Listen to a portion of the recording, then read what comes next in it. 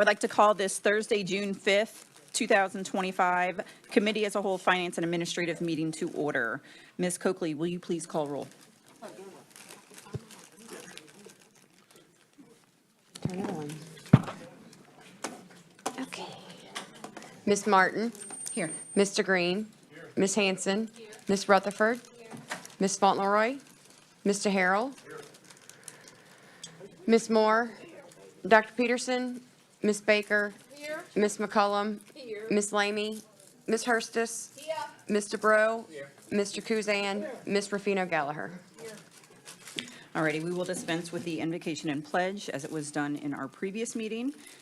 Do I have any board members who want to recognize visitors? Okay.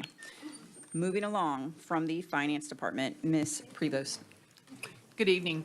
Agenda item A is to consider and take action with respect to adopting a resolution advertising for bids for the purchase of general obligation school bonds, Series 2025 of St. Tammany Parish Wide School District Number 12 of the Parish of St. Tammany, State of Louisiana, and providing for other matters in connection therewith. And we have Mr. Grant Sluter here and Ms. Stephanie Ferry here to discuss this item, if you have any questions. Go ahead. We are moving quickly, and we're going to get the first series of bonds out as quickly as possible. You have two resolutions here. The first one is advertising the bids for competitive sealed bids. We're going to receive them on July 31st at 11 a.m., and the superintendent is authorized, as in prior bond sales, to accept the lowest bid and make the award, and we'll come back to you for a confirming resolution at the next board meeting. After that, we will deliver the bond issue on August 20th. The funds will be on deposit. The first series will be $25 million. Okay, do I have a motion? Ms. Rutherford, do I have a second? Mr. Breaux? Oh, second. Yes? Thank you. Do I have any questions from the public? All right, board questions. Ms. Hurstis.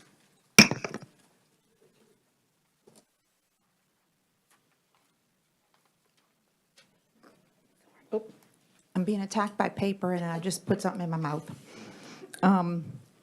Okay. I do have a question. For the bond, not for you, I'm sorry. I guess that's for, he's like, yeah, I'm getting off easy. I guess this is kind of like a trifecta question for a trifecta people. So I understand that we're taking out, and I don't know if this might be for the second, God bless you. This might be for the second part, B, but I'm going to ask it anyway. So I guess this would be like a Terry, Cameron, Frank question. So we're taking out the 25 million. What exactly are we taking at? I know we got the 25 million. What is the 25 million being used for? Do we have a specific plan for it? Sure. The specific plan is to begin the process. So this is a very lengthy process, like I've told you guys. Right now, Cameron has out the RFQ, which is basically we are accepting applications basically for people that are going to be on the design team. The design team means anything and everything to do with architectural, engineering, soil, anything we need to be able to put buildings on our properties, everything that has to take place.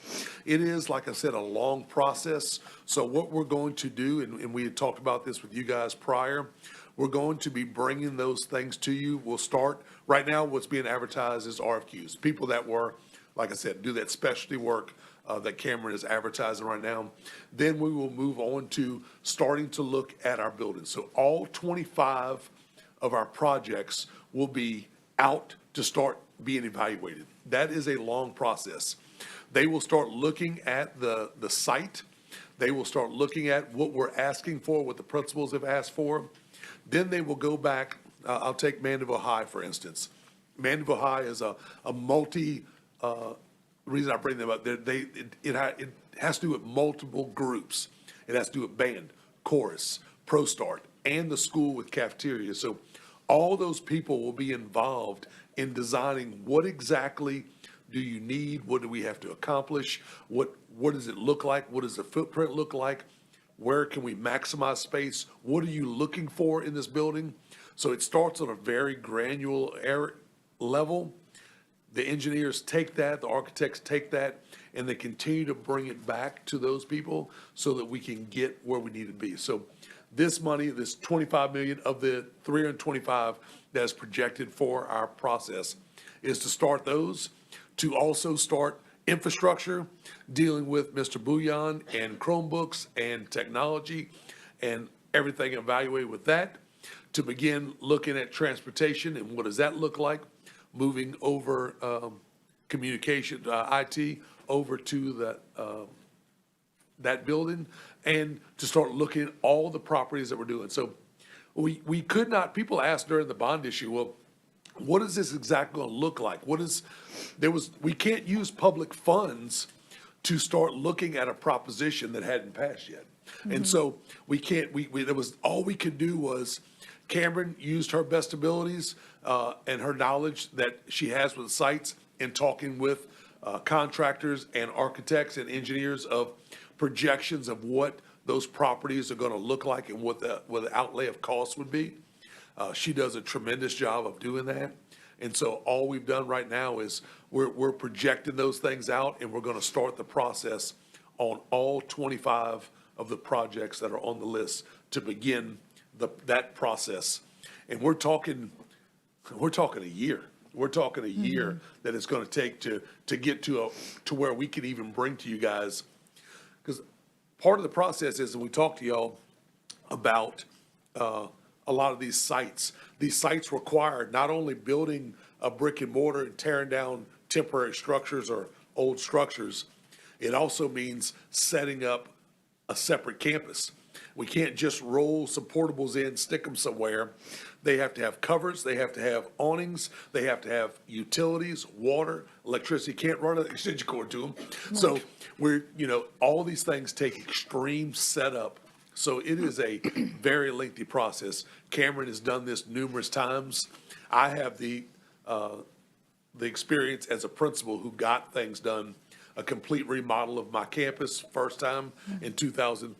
Well, happened about 2016, and then flip over to a new building that we designed with Cameron and the team to accommodate our SWE staff and our SWE population of what we maximize there. So it's a long process, so this is just the beginning of taking those steps, Ms. Hurston, if that makes sense. Oh, no, it does. I just kind Yes. of, I was like, okay, well, and then what made y'all come up with the number of 25 million? That's a recommendation from Terry and Mr. Schluter of where we need to start. If y'all want to talk about what has to be spent in a certain amount of time, and that's what it determines. I'll let Grant answer. Okay. This is simply the first series, and staff had worked up that figure as being sufficient. And we'll be looking at the next series. It could be as early as March of next year. But it's guided by the needs and where you are in your planning process and potentially when you're going to be bidding out projects. We do have federal law restrictions on how much we can issue and when we can issue. We have to have reasonable expectations for each series of bonds that we will be able to actually expend at least 85% of the bond issue within 3 years. We have to also take into account any unexpended proceeds for federal tax purposes for issues that you've issued previously. So we do an analysis with the financing team, the municipal advisor, Terry, your construction folks, ourselves, and we size each issue as we feel appropriately so we comply with federal law. Okay, thank you. No, I appreciate it. And I mean, you guys have been completely transparent, so I appreciate y'all. Thank you. Thank you very much. Yeah, answering that. Thank you. Mr. Bro? Thank you. If I recall, the last round of the 2019, we went out for bids was about 18 months ago. Is that correct? All the exact timing. We were able to stretch out that money for quite a while. 2 years. It'll be 2 years this July, the end of the month. Okay, So so- we've got one more year, we need to get 85% spent, so of what's left, so the excess. So back then, what were the interest rates and what do you expect to see today? Your municipal advisor will tell you about the current market. Okay, I'll have to look up what it was on your last issue, but based on where rates are now, the market has been very volatile with all of the back and forth on tariffs. And as of today, I would guesstimate that rate would be somewhere between 4 and 4.25 for what we call the TIC, the true interest cost. And that's the interest rate that will present value back your debt service over the life to the proceeds that you receive at closing. So that's where you were. Let me look up where you were the last time. Substantially less than that. Let's see here.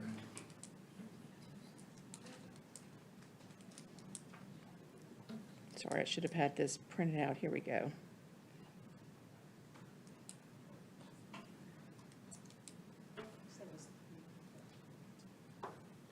You know, it really doesn't matter, but it's just curiosity. Yeah, rates are slightly higher than where they were the last issue that you did, but we had some up and down in Right. between there. So, yeah, bottom line. We were in the 3 range. It was Yeah. 3% and some Okay. change, so. Okay, thank you. No more questions? All right. Would everyone please vote? And this is on the resolution authorizing us to advertise for bids.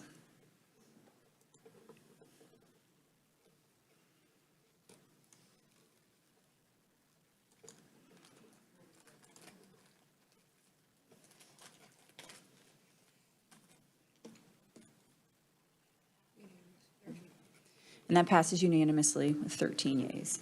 Next, we have to consider and take action with respect to adopting a resolution authorizing the incurring debt and issuance of general obligation school bonds, Series 2025 of St. Tammany Parish-wide School District Number 12 of the Parish of St. Tammany, State of Louisiana, and providing for other matters in connection therewith.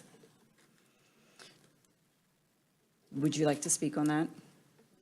Technical resolution, it's the general bond resolution sets forth the details of the bond issue. The principal maturities will be inserted, and the actual interest rate will be inserted after we receive the competitive bids, and that will appear in a supplemental resolution you adopt after the sale. So this is just a general framework for the bond issue, and it's a technical resolution. Do I have a motion? Ms. Hanson, do I have a second? Mr. Brew? Do I have any questions from the public? Questions from board members? Everyone, please vote.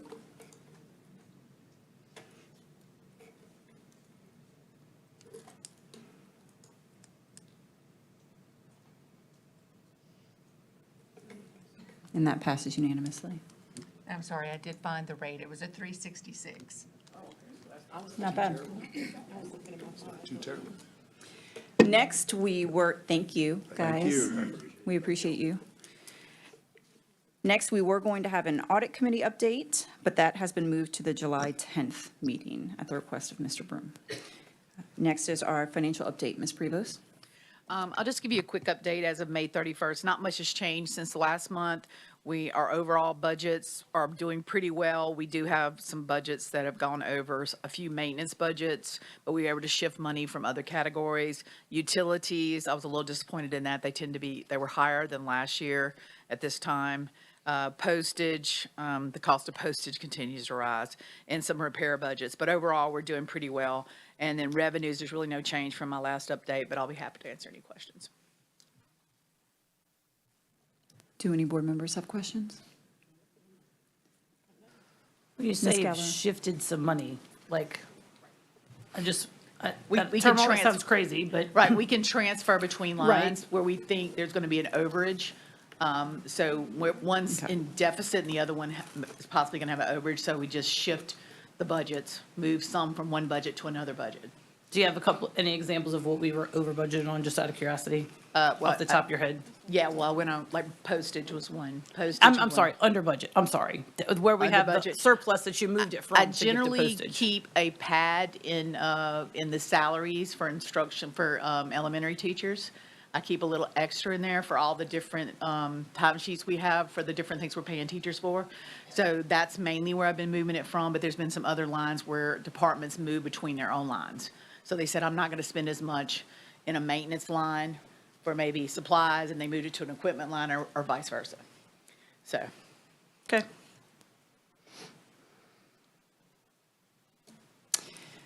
Next is the consideration and acceptance of the salary schedule for fiscal year 2025-26. I provided you with a salary schedule for fiscal 25-26 for your approval. Superintendent Jabby and the administration worked really hard on this proposed salary schedule, and the salary schedule was approved by the Federation, and you approved the MOU last week. Just the main highlight is certificate employees will receive a $2,550 pay raise. Support employees will receive $1,750. And this is equivalent of 5 steps and an additional $50 for teachers. And we're adding those dollars to the beginning salary of each schedule so that our new teachers will benefit from this raise. I'm not going to go over the other changes since we went over it in detail last week, but I'll be happy to answer any questions for you. Any questions? I have one. I'm sorry. Do I have a motion to accept the salary schedule?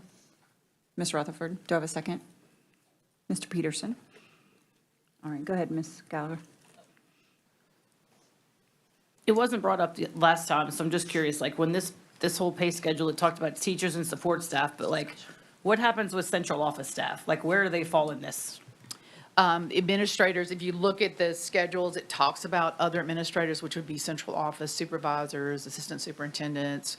They're weighted on the a bachelor's degree teacher schedule, so they have a weight and you calculate it, so it's. Okay, I'm sorry, I wasn't exactly talking about them, but like, your accounting staff or your clerks and all Right. that, where, are they this part of the support staff? Like, Yes, okay. yeah, my accounting clerks are, my management team is on the management schedule. Okay. And management schedule's based on teacher pay. Okay. And it's weighted, again, Got it. just like Okay. administrators. Yeah. Thank you.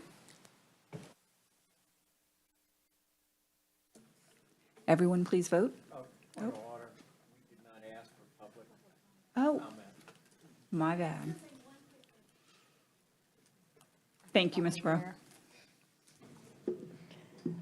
We all did work hard on this negotiation, and thank you for approving the MOU last meeting. And I ask you to say yes this meeting. Thank you. Anyone else? All right, everyone, please vote. Thank you, Mr. Burrow.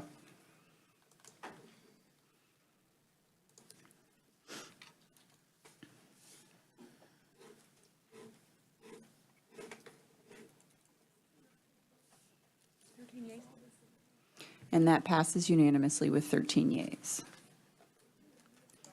Next is the monthly financial statements.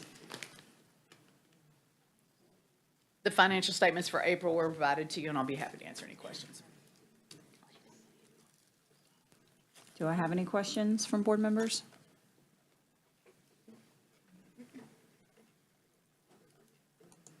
All right, next is the monthly purchasing report.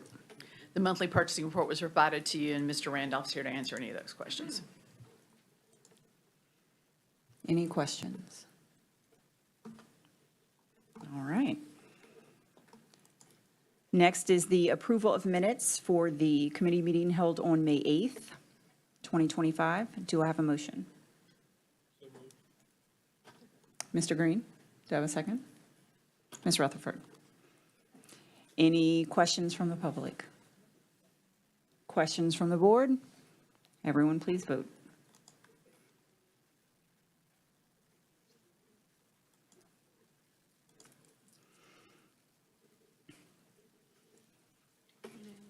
And that passes unanimously. Ms. Hart, your administrative update. Thank you. Superintendent Jabbia, Chair Martin, and board members. Our NAMI walk was held on May 17th, and we had a team called STPSB Champions. I'd like to thank all the employees and families who made donations and who also came out to walk. It was a good representation for our school system during the Mental Health Awareness Month, so thank you to those of you who did participate. I did place on your seats a summary of the child welfare and attendance investigations that occurred. I know a few board members had reached out to me, so that is on your seat. And if you have any questions, please feel free to reach out to me and I'll explain, okay? I'd like to thank my team for all of their hard work this year. The work that Jennifer and Mike and Brennan and Bob do in my department, it's not glamorous work, but they work really hard to do what's best for our students and our employees. They support administrators on a daily basis. They meet with parents, usually angry parents, but they meet with parents and they work on how they can support the students. They go to schools when principals ask them to, and they work with the at-risk students, working on how to define their behaviors and things like that. So it's not just disciplinary punitive, it's also how to be on a path to making good decisions. Brennan does a great job with our athletics programs. That's a big deal that often kind of gets overlooked and is done in the background, but Brennan does a fabulous job with that. Casey, of course, in food services, you can see the great work that she's done this entire year, and for her, I'm very grateful. Our child welfare and attendance department, they work with students on second suspensions, on discipline. They assist parents with registration. They work with truancy. Our investigator has also helped them with truancy issues when we can't locate students or they're absent a lot. He also helps with that.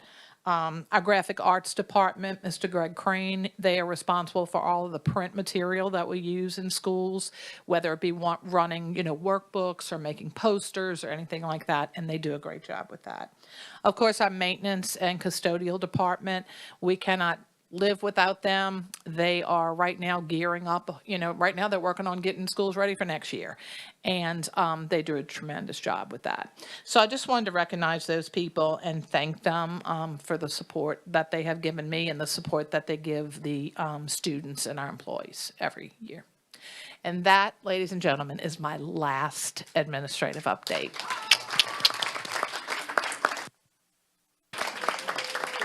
Oh, thank you. Thank you. Thank you.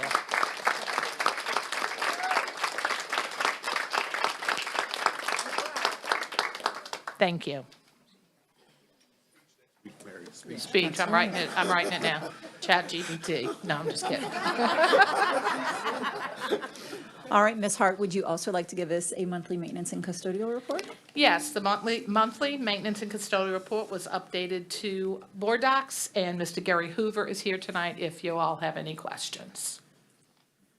Any questions? I won't be here next week, unfortunately, so I don't see Mr. Gottschall here either. So it's been a pleasure working with you both. So I will not be here for your last one, so I'm sorry. So enjoy it, to both of you. All right. Next is the recommendation of the acceptance of the district handbook for students and parents for the 25-26 school year. And this is for the revisions to the district handbook. Mr. Brennan McCurley will come up and give a presentation. He was the chair of this committee. He did an excellent job.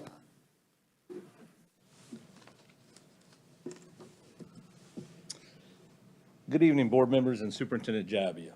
On March 18th and April 22nd, our Discipline Review Committee met here at CJ Shane. The committee was comprised of 26 members. Representing both sides of the parish, it consisted of classroom teachers, bus operators, paraprofessionals, school counselors, principals, child welfare and attendance coordinator, parents, students, and of course, one of our board members, Ms. Gia Baker. All school principals were sent a Google link and asked to submit any recommendations that they would like the Discipline Review Committee to consider for proposal to the board. Upon completion of that deadline, there were 6 proposals that went to the committee on March 18th. At the conclusion of the meeting on March 18th, 2 of the 6 proposals, 2 of the 6 were passed and 1 was tabled. The committee members were given 2 weeks to review the handbook and our district discipline policies and submit any additional recommendations for changes. Upon that deadline, 5 more recommendations were submitted. When we met again on April 22nd, the committee discussed the additional 5 recommendations as well as the tabled item from the first meeting. Of those 6 proposals, 3 were passed. Therefore, we're bringing a total of 6 recommendations for your consideration. Recommendations will be presented in the order that they were proposed. Recommendation number 1, this would be to add the term electronic eyeglass frames specifically to the electronic device language that exists on page 26. Recommendation number 2, add the following sentences.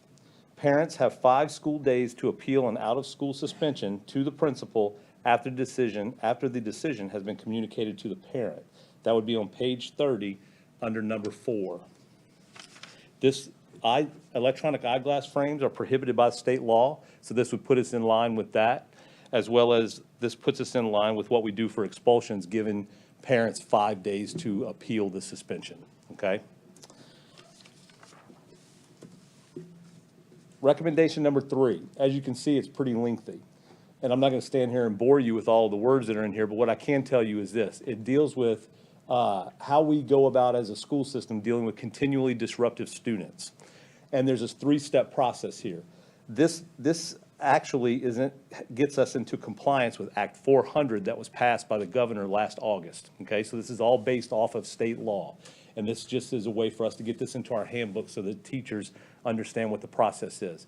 Teachers will continue to deal with those students. This is what happens if they have a student that nothing's working and they have to call the office and put a student out, then this is the process we go through when we deal with that student, okay? Recommendation number 4, unauthorized use of school-issued electronic communication device without proper permission to do so. We would add that on page 21 under Group 1, which is a list of misconducts. This is in reference to the misuse of Chromebooks that all children are, we're having issues with that. Recommendation number 5, under off-campus activities on page 26, we would add, school site administrators have the right to determine if bags are permitted on field trips. This was a safety issue for some school administrators, and that's why this was brought up. And then the final was recommendation number 6. This is in reference to students who are caught cheating.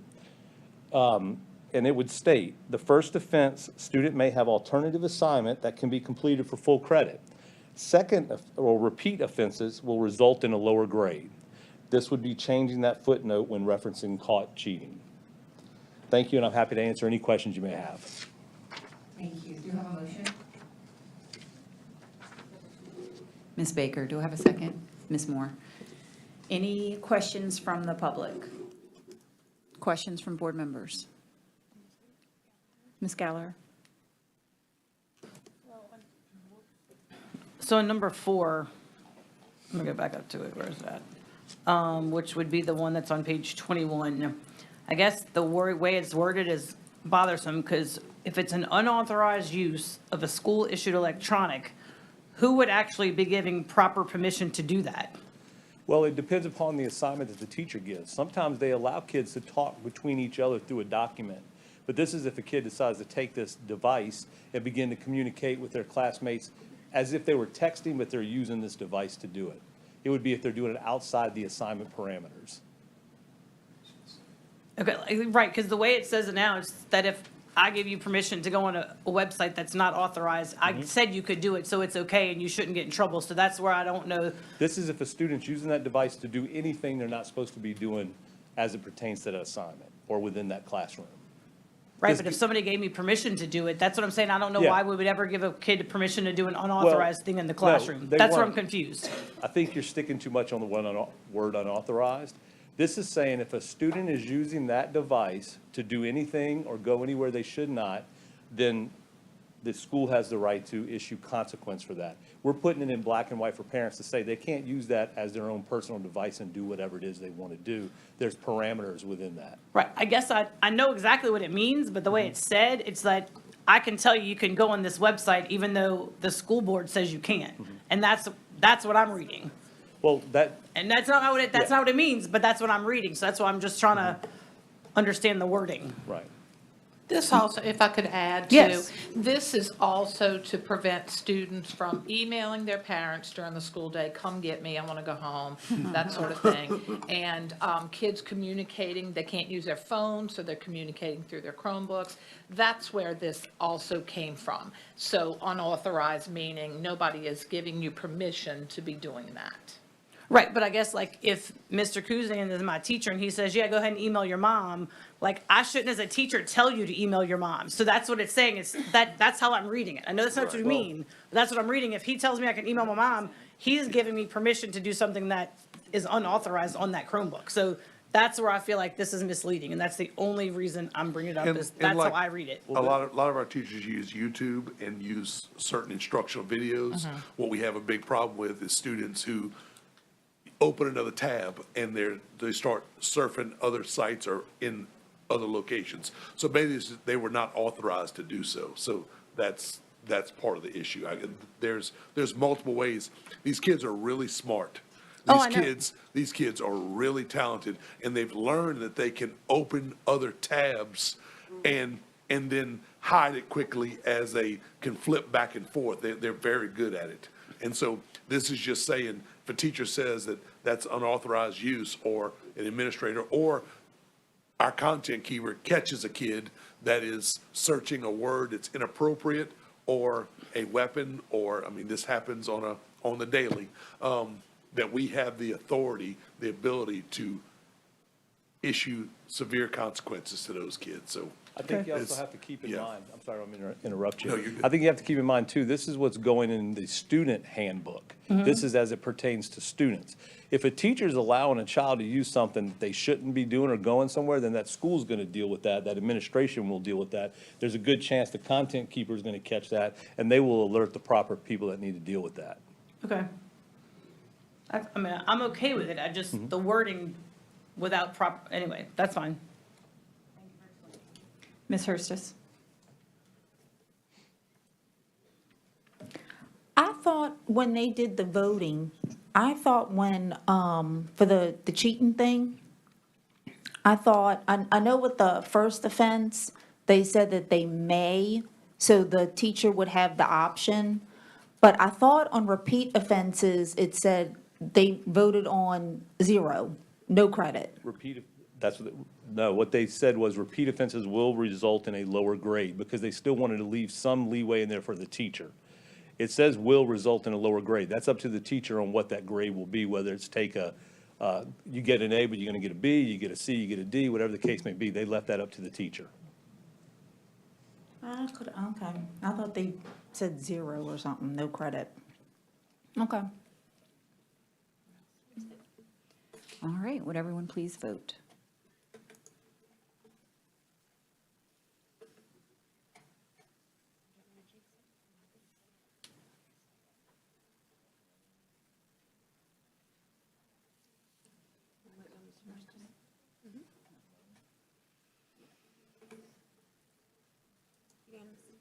And that passes unanimously. Next is the construction report. Ms. Tipton? Thank you, Ms. Martin. So the contractor for termite damage repairs at the gym locker rooms at St. Tammany Junior has removed and replaced the roof and the roof structure, and they're now reinstalling the electrical conduits and the fire sprinkler piping. The contractor for repairs to the Brock Elementary Library floor is on site, and he has started replacing the wood structural members that were damaged. Salmon High Female Sports Locker Room Concessions Building is near completion. They anticipate calling for final inspections in the next couple of weeks. At Mandeville Junior, the contractor for the gym locker room renovation has started installing metal stud walls. They expect structural steel on site in the next week. The door frames are on site and being set. Ductwork is being run in the attic and extended to new openings in the ceiling. The foundation slab was poured this week for the new walk-in cooler freezer at Folsom Elementary. Work is underway at Lyon Elementary on the bus canopy replacement and extension, at Slidell Junior for the Student Services Office relocation, at Covington High for the ProStart renovation, and at Slidell High for the walkway canopy replacement. The chiller for Covington High Science Building has been delivered, set, and it is being connected. They expect to start it up next week.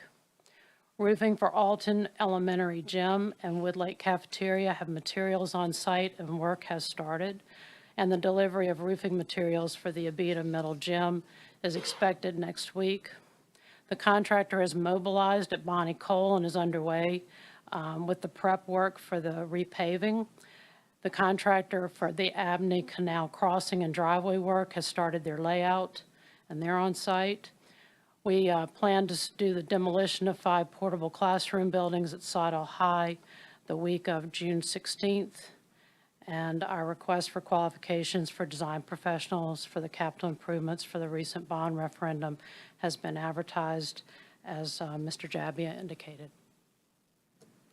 Thank you, Ms. Tipton. Do any board members have any questions? Mr. Kuzan?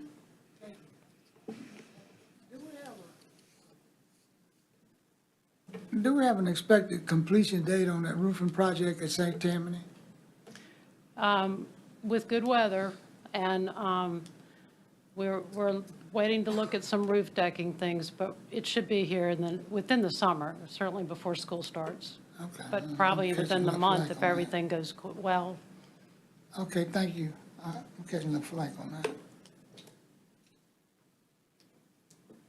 All right, with no further questions. Thank you, Ms. Tipton. Thank you. Next, we have consideration of revisions to School Board Policy GAHB, political activities. Ms. Hurstis, would you like to make that motion? Can I get a second? Mr. Breaux? All right. Ms. Hurstis, would you like to explain your proposed policy change? Sure. The reason I wanted to bring this up is, one, I kind of needed a little clarity myself, and I'm kind of glad that, that I did this revision. Paul and I talked about it. I wanted to take out the part of the, referendum, tax issues and everything, because I really thought that the policy that we have written, we're the only one that had the tax issue or whatever in there, because I really felt that it was really hindering us, I thought. And so I just wanted to leave it, candidates and that in there. Well, when Paul and I talked, and I'm just going to put it in my terms, I think our Constitution, Louisiana Constitution, is silly. I'm going to say the word silly because I'm going to try to be politically correct. But if you have something that's going to benefit our school system, and I'm speaking really to our elected officials, okay? Anything that's going to benefit our school system, why can't our superintendent or even go out there and say, yeah, this is good for our school system? But he's hindered with the Louisiana Constitution that this is only what he could say. And Paul, I know am I going to get in trouble saying what I'm saying? Oh, well, what's new? Add it to my resume of what I say gets me in trouble. But anyway, I mean, Frank can only do so much. And what he did, regardless of what my feelings were, did I like everything on the bond? No. Well, I said my, opinion. I loved everything else, but there's certain things that I didn't like on it. But, gee whiz, it was for our school system. And it was to benefit our schools. Why can't he go out there and say what he has to say and say, yes, this is, but he's hindered by so many things that he's got to be on this like little tightrope. And that really sucks. So, and it's our Constitution.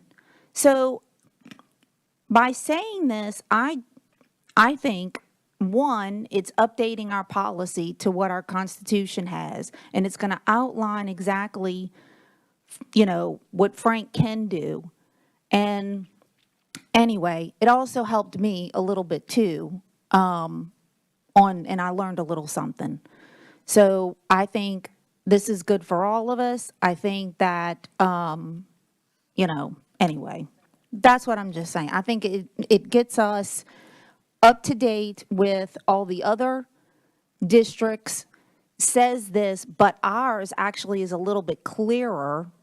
And Paul, maybe you can help a little bit too on this, but Paul was very good about making ours better than all the other districts and parishes' policies. And Frank, I actually want to apologize to you for really kind of being hard on you, saying, he's against policy doing this and doing that, when you were on such a tightrope doing your job. You were able to, say the factual things about the bond. You just can't actually say, go vote for this. So I'm just, hey, when I'm fessing up. So, so this is why I'm doing this policy, because, I'm, just saying what I gotta say. But anyway, that's me. So I would appreciate if the board would stand behind this and just, it's spelled out for Frank and for future superintendents or whatever. Am I wrong, Paul? No, you're correct. The Well, part thank you. about this policy that's interesting is it applies to all the board members and all the school employees as well. Right. So this comes up very often, and the underlying reason is if you take it out of the school system, they don't want public officials, say like a judge, backing a political candidate. And there's a reason why the Constitution's written this way. But as Mr. Javia knows, you can go out and be a proponent and explain the reasons for issuing your bond or having a proposition. The final piece of the puzzle is all that really matters. You just can't, while you're receiving public funds, force a vote one way or the other. That's really all the Constitution's saying. So say you want to support something in Baton Rouge.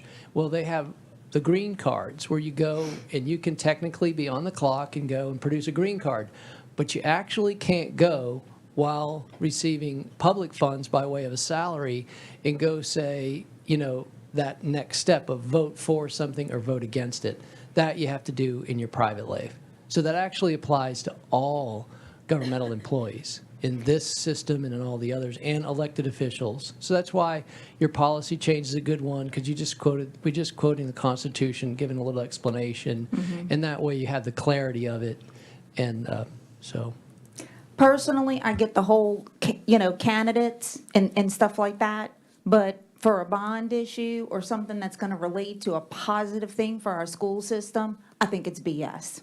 I really do. I think the Constitution needs to change, because for us to benefit, I don't think that there is an issue saying, yes, we need this to benefit our schools and to upgrade our schools. That's just me. That's just my opinion, and I'm going to state my opinion. So anyway, I'm done. Thank you, Ms. Hurstis. Do I have any questions from the public? Do I have any questions from board members? Ms. Baker? Ms. Hanson's first, sorry. Oh, Ms. Hanson.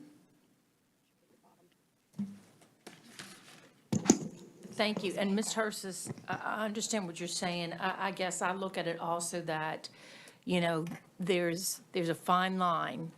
And if we cross that fine line and in our capacity while we're getting paid, or he's getting paid, we urge people to vote a certain way for, let's say, something that benefits us. Well, maybe we also think something in Baton Rouge benefits us, but, again, I think that it could be construed as a misuse of authority. That would be the concern that somebody would, and I would never, I would think that I wouldn't want to be accused of that. But I need to know how is this different? What was added that makes it different that, we can still do the same things, correct? Okay. And I just need clarification on this. So as a board member, I can't go to a school or a school facility and say, y'all need to vote for this and urge voting for this, correct? But I can go to, let's say, a homeowners association meeting, correct? Because that's on my own time, even though I'm acting as a, I mean, how am I crossing the? No, you've got it correct. Look, in your Okay. private life, you can vote for or against something, support any political candidates you want. When you wear your capacity as an elected official, you can push and give factual information about all the beneficial reasons, say, for the bond issuance. You just can't tie the knot and say, therefore, go vote for it. It's like that's really the nuance. So, Now, but as a board I'm member, just yeah. clarifying where. Okay, so at like a Rotary meeting, at a HOA meeting, let's say I'm going to my local HOA. If I'm going in my capacity as elected, I just don't want to get in trouble. As an elected official, I have to be limited to factual information. Is that what you're saying? That's the safest way to approach it, yes. Okay, I just wanted to be sure because I don't want to get in trouble. No, everyone breaks up a good point. The difficult part of being a board member is you're technically paid only on the clock when you're here. So if you're in your private capacity going to a meeting of a homeowners association as just Rosalind Hanson, non-board member, you can cross the threshold and say, really, I need y'all to support this. This is fantastic for our schools. But when you wear like your official capacity, that's what makes it different, hopefully. Ms. Baker? Thank you. I just, when it says no public funds shall be used to urge, in my mind, like, it made me like, I went to Frankie's presentation. I presented at some municipality stuff and I just said, I voted yes. I'm going to vote yes. I didn't say you need to vote yes, but I said, I will be voting yes. I have the right to do that, yes? I didn't say you need to do it. I said, I did it. It's just one of these things. It's out there. The language is exactly what's in our Constitution. So it's the way it's written. You have to ask yourself, are public funds being used when you say, go vote a certain way? That's the test. Okay. If they're not being used, you say whatever you want. Okay. But for Mr. Jabbia, who's on salary, and his salary is substantially, say, more than a board member's, it takes a much broader cut the cord. So like when he's truly on his vacation time in a non-superintendent capacity, if, say, for example, a particular thing is important to him, he were to go to Baton Rouge, he says that Frank Jabbia, I'm completely against this. This needs to fail. That's totally legal. But it's when he's wearing the suit and he's the superintendent of our school system, you really can't cross that threshold. That's all it is. Okay. So back to this no public funds business. I hope to propose in a budget for future boards to have a line item on the budget, and I did talk to Ms. Prevost about this, and I think it might be there, it might not, I don't know, that they have some sort of money to do a campaign that just gives information. Because if it weren't for Frankie going out to each and every school, some of our board members going to HOAs and going to municipalities and chamber and whatever else we went to try and simply educate the public on what we're doing. But in the future, people may not be willing to give up that time. And so I think the technology, I mean, not a lot of money, but I mean, we as board members have the obligation to educate the public on where their tax money is going to or proposed to be going to. So I would hope that we could give the school system a little bit of money for future elections to explain this to people because really they didn't know. I mean, it was, I felt like we were paving the path. I felt like, let me tell you about this. And I don't, do you know what I'm trying to say? Like when you say no You've gotta public funds, read- and you've here gotta I read am sitting the- here thinking, That's well, why we you've got to read definitely the need a second line item. sentence. See, the second sentence is what saves the first. You can have factual information disseminated on a particular candidate or per proposition, so the board could 100% allocate funds for an education on whatever's relevant to the school system. When you go and educate the public factually, it's 100% valid. You can't cross that last part and give an opinion about what someone should or should not do. So if That's we just- didn't have any postage money and we put money into both, whatever we did, whatever comes up that we decide to do, and Ms. Previs maybe give us a little bit of mail money. And they come up with a flyer that we could mail out. As long as it says, don't vote, then we're cool on this, As no a general public rule of funds. thumb, yes, and that is something that, you'd want to review for content for compliance with the constitutional provision, which is exactly the same as your policy. Okay. So I've seen many, many flyers on these topics. Every recreational district does this. The Florida Parishes group that came here, they had a brilliant flyer. They satisfied every element of legality. right, And it I remember. outlined what they were doing, but it never said, it even tells you, go vote. That's okay, but you can't say go vote for. It's ridiculous, but that's just the way it is. Okay, and my second question is, and when we're in a contractual agreement like the Federation, so the Federation, when I first was on the board, supported, put signs out and was supportive, and then the next time not supportive. So if we're in a contractual agreement, this would not apply to them? The Federation employees are a unique class because they are, in fact, current government employees.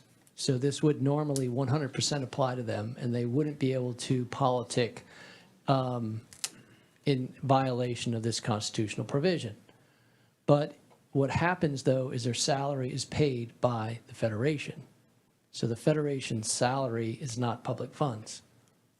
And so then that's a simple way of looking at why Mr. Osborne or anyone in the Federation, they have a louder voice at times because of what I just articulated. But if in fact public funds are being used when they are politicking, they would have to be very careful with this provision, and their attorney knows that. Okay, thank you. Ms. Gallagher? So I'm going to take my opinion on how this goes. If Ms. Baker goes to a homeowners meeting and she is introduced as, this is Gia Baker, District 9 of the St. Tammany Parish School Board, she may be there as Gia Baker, but she has just been introduced as a school board member, so therefore she cannot say, you need to go out and vote to support this. Not necessarily. Okay, I'm just asking. The reason is it's the public funds. So how is she how I are mean, public technically, if you want to be technical, we're all Tells paid you. by public funds. So Well, that's kind of, you know what I'm saying? but- Like our whole salary is but- paid by public funds. But when? When I'm speaking for the school board. So if you give me an introduction as I'm a school board member, then maybe part of my salary there, maybe you didn't send me, but they're telling you I'm here on behalf of the St. Tammany Parish School Board. I mean, if you are aware of this, right, and you can read the policy, you can read the Constitution, Right. you're going to the AG opinions, you're going to find this policy isn't followed all the time Right. by elected officials. Okay. Now, the nuance is you're going to look at the significance of what's going on, right? Okay. An introduction, and you then say, hello, and I'm here, and this is how I'm voting. I mean, come on. This is America. Free speech politically is very powerful. Right. All right. But now, if you're wearing your hat as a school board member and you're marching up to Baton Rouge and you're, say, challenging Bessie and you're really forcing the envelope of what you can and can't say as a governmental official, you're going to get called out on it. That's all I can tell you. Okay. You know, if you watch like how other politicians do it, they're savvy on this point. They get counsel on it and they'll force the envelope, but then they'll back down. Okay. So if you were to speak at a HOA and you give all the pros, and then somebody says, well, what happens if you don't? And then the school system is going to go in the toilet. Is that, you should vote yes? I mean, I'm just saying. You see, you get it. Everyone gets it. Yeah. Is that a fact? Sure. Okay, all right, all right. Mr. Kuzan. As an individual board member representing District 14, And the youngest one on the board. hey, can I be sued for a Misrepresentation. misrepresentation of this policy? In other words, if I'm a District 14, can the rest of the board be sued for what I do? I hope not. What I'm just saying, when you go out and you represent the St. Tammany Parish School Board, regardless to whether you represent District 14, 13, 21, you are a member of the St. Tammany Parish School Board. So we have a fine line here that we need to really look into this. I think we maybe ought to table this and come back to it, and let's try to decide what we want to do with it, because I know I don't want to be sued for something somebody else does, or I don't want somebody else to be sued for what I do. So be careful with this, people. Be careful. Thank you. Ms. McCullum. Thank you, Madam Chair. Just for clarification, this is not an entirely brand-new policy. We are just changing some of the wording to actually match the Constitution. Am I correct about that? That's correct. Okay, I just wanted that for clarification, because it kind of seemed like this was like a brand-new policy, for clarification. Thank you. Mr. Harrell. Thank you, Ms. Martin. I think we kind of went off the rails a little bit and started focusing more on what the board's allowed to do.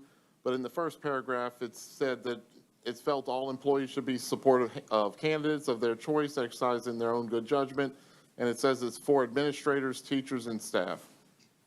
So I don't think it really has much to do with us.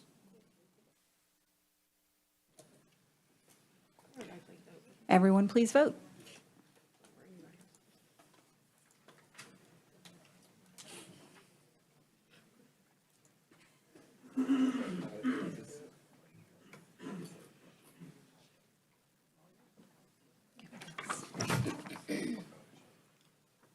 Ms. Moore, Dr. Peterson.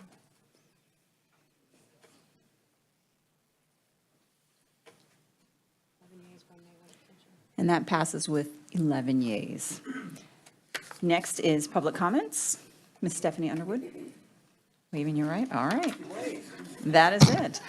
Do we have any announcements from the board president? Just a couple quick ones. The June board meeting will be on Thursday, June 12th, and there will be a special board meeting immediately following the June 12th meeting for the purpose of the superintendent's performance review, and that is it. All right, this meeting is adjourned. If you did not get your packet, please.